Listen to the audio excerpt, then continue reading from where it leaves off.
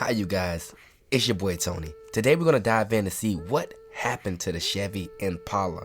I mean, the Chevy Impala was once American muscle, once the car that helped shape the foundation for American muscle. Now I'm sorry that my voice sounds all type of terrible because I am coming down with a cold, okay? Well, I'm actually in the middle of a cold. I'm at its peak of a cold, but I'm still gonna put out videos for you guys, okay? But my voice right now is terrible. You can hear it cracking and it's just terrible, okay? So please bear with me, okay? The Chevy Impala came from a car that was made from muscle that defined American muscle, and it says America all over it. So now being like equivalent of a can getting kicked down the road by a 12-year-old that is bored. Okay, it's not that bad, but it is nothing what it used to be. Let's dive into the Chevy Impala and its history and see what actually happened to the Impala. Let's get right into it. First generation Impala was introduced in 1958. It looks like a Bel Air to me, okay? Now, all you other car enthusiasts out there, okay, I'm not a car enthusiast, okay? Y'all might say I'm crazy, but to me it looks like a Bel Air, and I love the body frame of it, okay? It came with a 4.6 liter V8 in it in 1958, okay? That car could do 0 to 60 in 9.1 seconds. Now that seems like a long time for car standards today. You got 4 cylinders that can do it faster than that in today's. But you're talking about 1958. In 1958, that was a hell of a speed, okay? The second generation Impala was the 1960s, followed by the 1964 Impala, which was the third generation, followed by the 1970 Impala, which was the fourth generation. Now I want to pause on the fifth gen Impala, which came out in 1971 through 1976, okay? It was not the world, but the biggest car that GM ever built, okay? The biggest car, okay? The stylish look of that car, also with the drop top, I mean, it was a clean car, okay? I like the way the front looked. I mean, it was amazing, okay? The way that car looked. It looked badass, all right? It was no games taken with that car. I love the overall design of it. You could tell they put a lot of work into that. Sixth generation Impala was 1977 to 1985.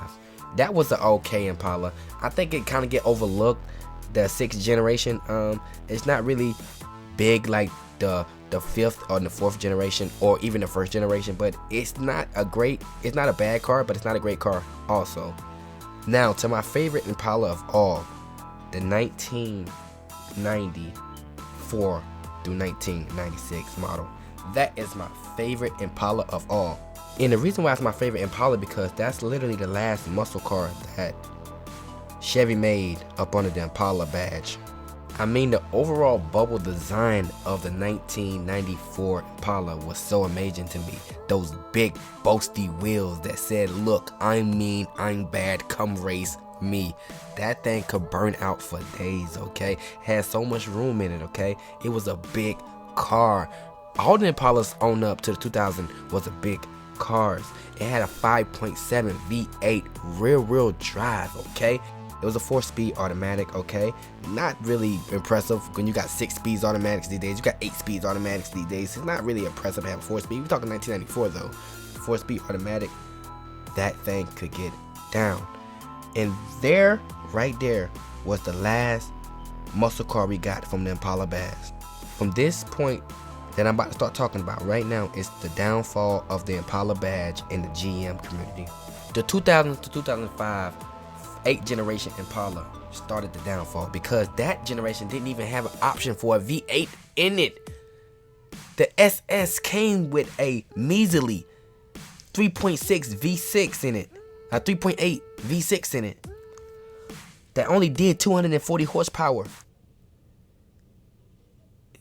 That started the downfall of the Impala badge. That's where they went wrong. They went from making cars for man and making cars from beta dads. You know what a beta dad is? It's a guy that drive a minivan. If you drive a minivan, you're a beta dad, okay? That's what they wanted to please to. They wanted to please to the beta dad. I don't want to go too fast because my wife would get me. So I'm going to get the Impala instead of getting whatever fast car that was out at that 2002 time frame, okay? On to the 2005 to 2014 model, or 2013 model. This right here, okay, Chevy did two things with this model. They brung back the SS badge. Well, they had the SS badge on the 2005 model to 2001 model, but it only had a 3.8 V6 in it. So I'm not gonna say that's SS, okay? But the SS in this one had a 5.3 liter V8, but it was front wheel drive. How? Listen, Bader Dad alert, Bader Dad alert, Bader Dad alert. You are a Bader male if you get a V8 and it's a front wheel drive. It either has to be an all wheel drive or a rear wheel drive. Who in God green earth wants a V8 front wheel drive car? Who? What kind of man wants that? A Beta Dad. That's what kind of man wants that. They had a front wheel drive SS model. They had the regular models came with a 3.6 V6 in it. And like I said, this car got Beta Dad went all over it. The style of the car look it's not an ugly car, but it's not a pretty car by any means. It's not a muscle car. It looks nothing like a muscle car. It looks more like a Beta Dad car. Like, okay, well, babe, I'm going to pick up the kids from soccer. That's what it looks like. Overall design of the car is just, it doesn't do it for me. The lights look like they're happy. The face look like it's smiling.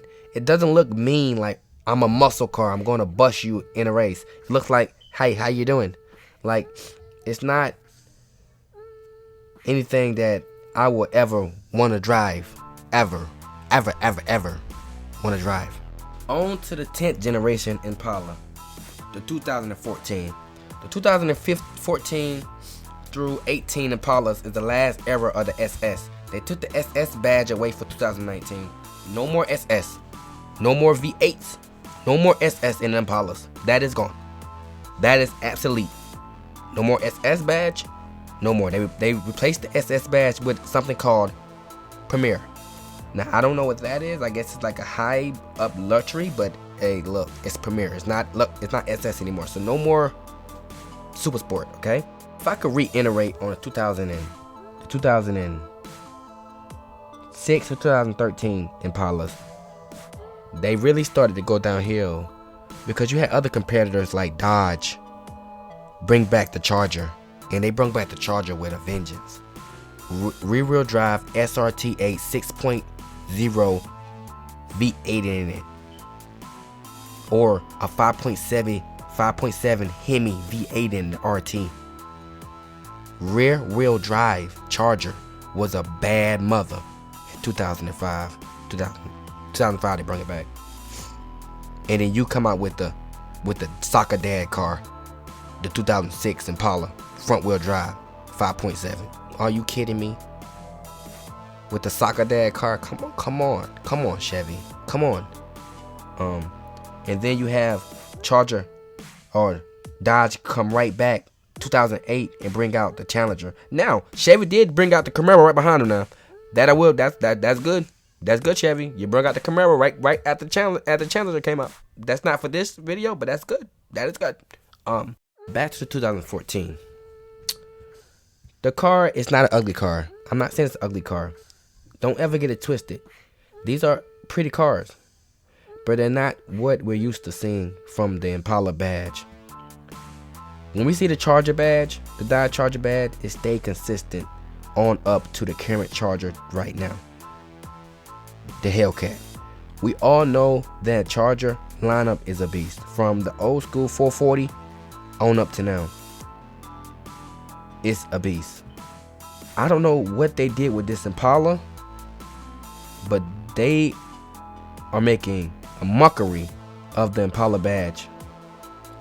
So when I go over to the Chevy website, right, and I compare them, you have a Premier, you have an LT, and you have an LS. LS be your base model. It comes with a standard 2.5 EcoBoost or EcoTech 4-cylinder. That actually comes standard on the LT to it. Also, the 4-cylinder. The only one that gets 3.6 V6 is the Premier. All of them are front-wheel drive. None of them are all-wheel drive. The base model is gonna call you $28,000. The top model is gonna call you $37,000. So to answer the question, what happened to Impala, man? Chevy wanted to go the cheaper route. They wanted to please to an audience of people that wanted to save gas. You know, didn't want all that torque in the rear wheels. They wanted to save gas. The American family, the Bader dad, the dad that drives a soccer van, they wanted to please to him. So that's what happened to the Impala. It's a damn shame what happened to the Impala, because when I think of Impala, I think of some of the meanest muscle cars you have ever seen in your life. I don't think of this crap they got right now. It's very ridiculous of what they're doing to the Impala name. It's very ridiculous. And I hope everybody can see what's going on out here, because it's getting crazy. All you guys in the comment section right now, hit up right now. What's your favorite Impala? What year? What year? What trim? What's your favorite Impala? Mine is the 94, 96 models, the bubble. I love that model. That's my favorite Impala. You could argue the 74.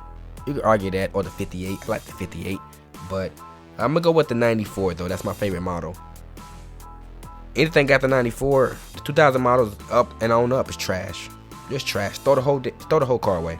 Also, you guys, give me your ideas on what you think happened to the Impala badge. Why didn't they keep the same tradition as being a muscle car, the mean, mad muscle car in America, and went to a more pleasing audience of Bader dads, soccer moms, soccer dads, just people that not really into muscle cars, more into saving gas. Tell me why they went that route instead of keeping the Impala, the mean muscle car that can compete with the Charger. Because that's what the Impala was. It was competing with the Charger. The Camaro was competing with the Challenger.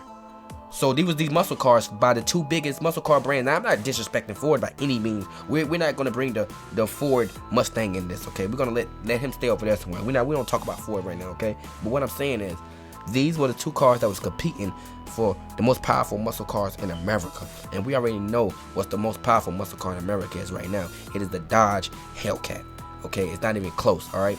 Now, the Camaro has something to say about that, but that's here and there. That's for a debatable argument. I would like y'all to get in the comment section below and tell me what y'all think happened to Chevy, and why did they do the Impala the way they did it, and why they just acid the brand and made it more family friendly. I would like to know. I gave you my theory. They was trying to please the Bader dads and cheaper gas and better fuel economy, and like I said, more family friendly car than to go the muscle car route. That's my opinion. Tell me what yours is. Also, tell me what you like to see next. Tell me if you like these kind of videos of me looking at car companies or car badges and critiquing them. Hit the comment section below. Also, you gotta subscribe, notification bell, hit a thumbs up. Peace.